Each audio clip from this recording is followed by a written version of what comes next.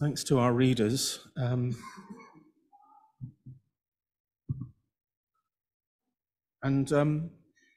It might seem strange to read the Passion narrative. Today, we're a week away from Good Friday and all that takes place there, but the church suggests that we read the Passion narrative today. You had the short version this morning. So it is a bit of a marathon, not quite the marathon that's going on in London today, but thank you for going through it. I think there's a point to it. We don't often read great chunks of scripture like this, but I think from time to time it's good to do it. It gives us, particularly today, because it's putting this week into context. We're at the beginning of Holy Week. So that's what we're going to think about, Holy Week, this Sunday. Let's have a moment of contemplation before we start this process of thinking about Holy Week.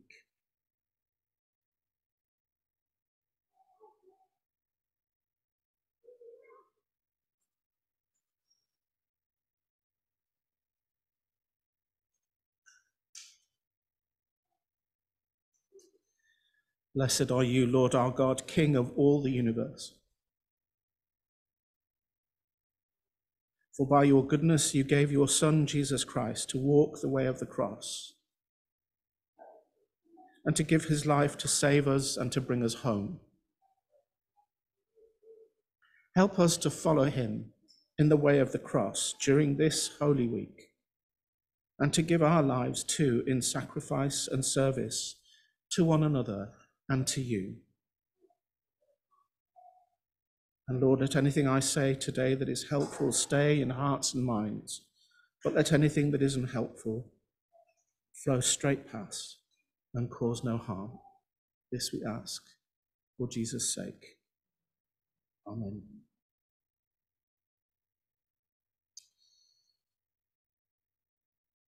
I think it was the late British Prime Minister Harold Wilson who coined the phrase, "A week is a long time in politics." As I've said, Palm Sunday stands at the beginning of a particular week, the beginning of Holy Week. And there are, no doubt, many clergy and other church officials who would want to apply the spirit of that saying to Holy Week. Holy Week is a long week. When you take into consideration the number of extra services and activities that goes on, depending on the churchmanship of the church, some churches will be having services every day this week. And there'll be extra services for Maundy Thursday and Good Friday and all of that sort of thing. What was I saying to you at the beginning? We're going to arrive in Po on Wednesday, and we've got Maundy Thursday, Good Friday, and Easter Sunday. So we hit the ground running. We haven't even thought about that yet, really. We've got to get down there first. But there's no doubt it is a long week. It's certainly the busiest week in the church calendar.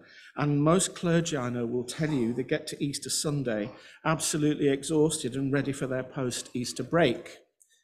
Clergy are allowed a break after Christmas and after Easter, because those are the busy times.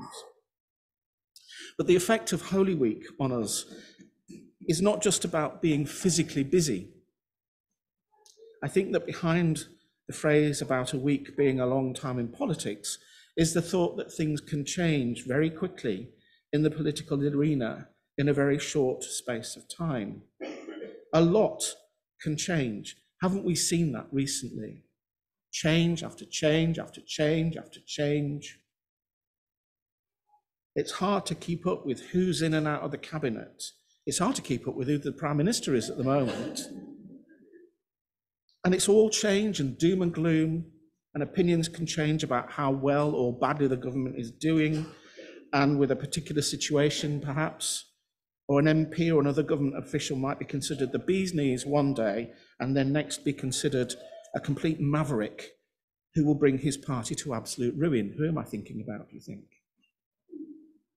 And it can all happen so quickly, but seem to drag on for ages. Holy Week is a bit like that if you think about it. We begin today on Palm Sunday. Jesus is seen by the people at least as the hero of the hour. He's cheered into Jerusalem and welcomed as the Son of David. He's a conqueror come to rescue the nation from the hated Roman oppressors, only to be jeered at and reviled by the end of the week when some of the same people are now literally demanding his life.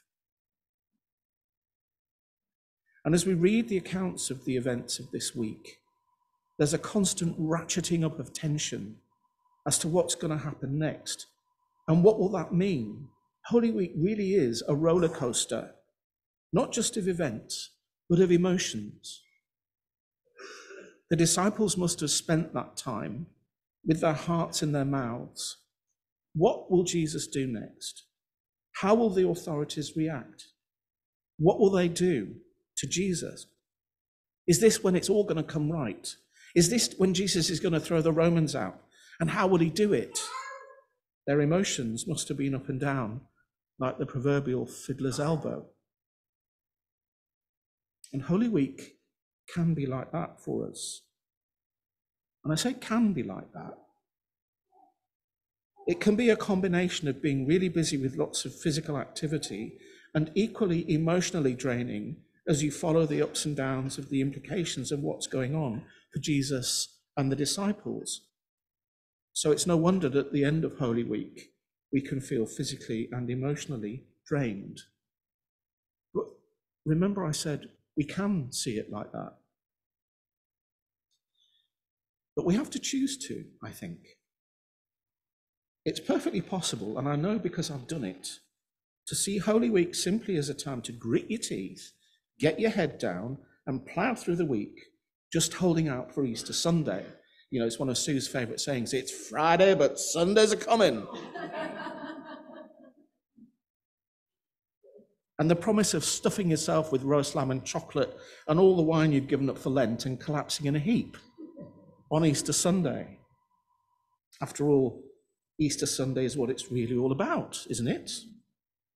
And the week before is just something we have to endure if we want to get to the joy of the lamb and the wine and the resurrection.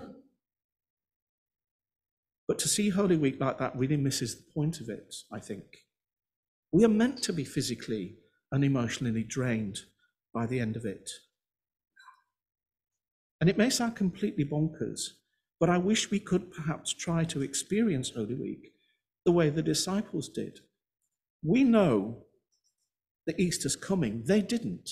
They didn't grasp that Easter was coming. He told them about it time and time again. He told them what was going to happen during the events of what we now know as Holy Week and Easter.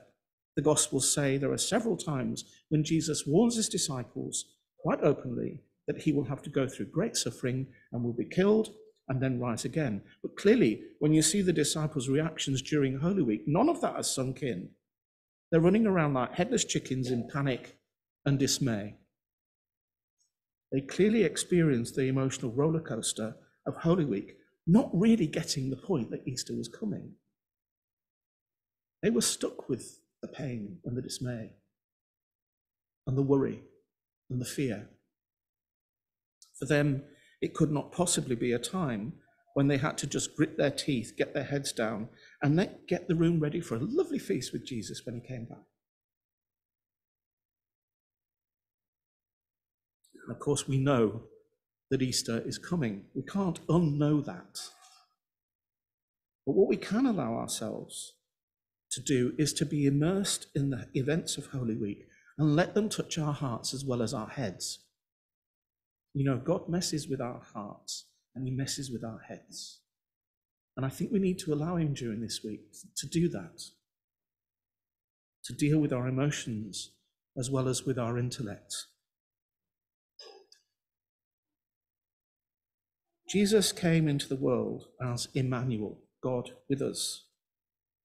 And of course, that idea is prominent in our thoughts at Christmas. You might remember I spoke about that, about the youngsters in our church being a sign of Emmanuel to us. I spoke about that on the fourth Sunday of Advent.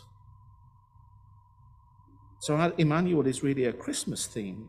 But nevertheless, I think we see Jesus as Emmanuel most fully during Holy Week and at the cross, when Jesus enters the fullness of our humanity, with all its ups and downs, with all its joys and sorrows, with its hopes and fears.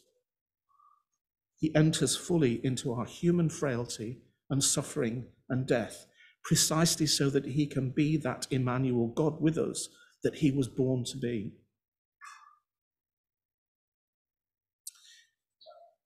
Anybody seen the film by Mel Gibson, The Passion of the Christ? Yeah, some of you have seen that, but most of you have seen it.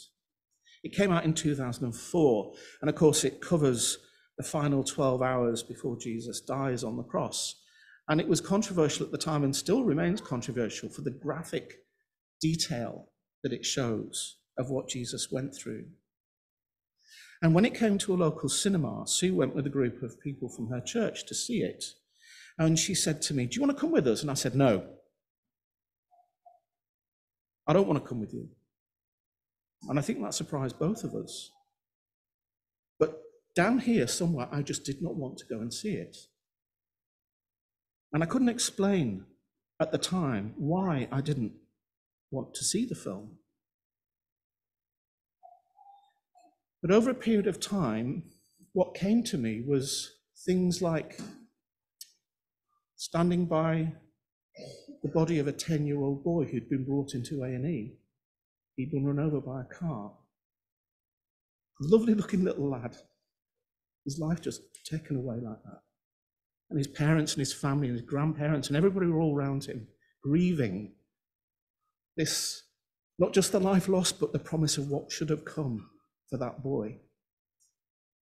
And standing by the body of a mid-20s lad called Luke, who for some reason known to himself didn't put his seatbelt on when he got in the car that morning. And also reasons nobody could work out, he ran straight into another car head on, and he went through the windscreen, and that was it. And there he was with his designer stubble and his swirly tattoos and the promise of life, and he should have been going out with his girlfriend, not being lying dead on a slab. His parents couldn't face standing next to him. They asked for the chaplain to come and say prayers for him. So I got one of the nurses to stand with me so that she knew that I'd said the prayers, but also that she'd make sure I'd keep it together while I said them. Or being at the bedside of a mid-30s young teacher, married young teacher with 2 girls. She was dying of bowel cancer when I was in the hospice, and watching their reaction and how they dealt with all of that. And then I knew why I didn't want to go and see the Passion of the Christ. I saw it every day at work. I saw Emmanuel, God with us, and trying to be a sign of God's presence in those dreadful situations. That's what being Emmanuel, God with us, is all about. I didn't need to go to the cinema to see what Jesus went through. And I think that's when I began to understand what it means, at least as I understand it, for Jesus to be Emmanuel, God with us. If Jesus really is Emmanuel, we have to get to grips with him being Emmanuel at those times too, not just the good times. He enters into the whole reality of our human existence, from our beginning to our end and everything in between. God with us, but Emmanuel, God with me too. Not just Emmanuel, God with us, God with me, whatever circumstance I find myself in.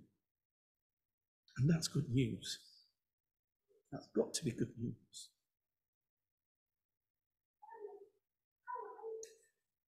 I did eventually see the film. I sat on my own and watched it one Good Friday when Sue was at church. And I think I just needed to get that connection made in my head somewhere before I could face watching it. And I was glad I did. So that's why I think it's worth going through this week, emotionally and physically, really engaging with the ups and downs of it. So are you ready for this long week? May it be a week in which we really do come to see and know Jesus as Emmanuel, God with us, God with me, from the day we're born to the day we die and every day in between. And then beyond all of that. To him be praise and glory forever and ever.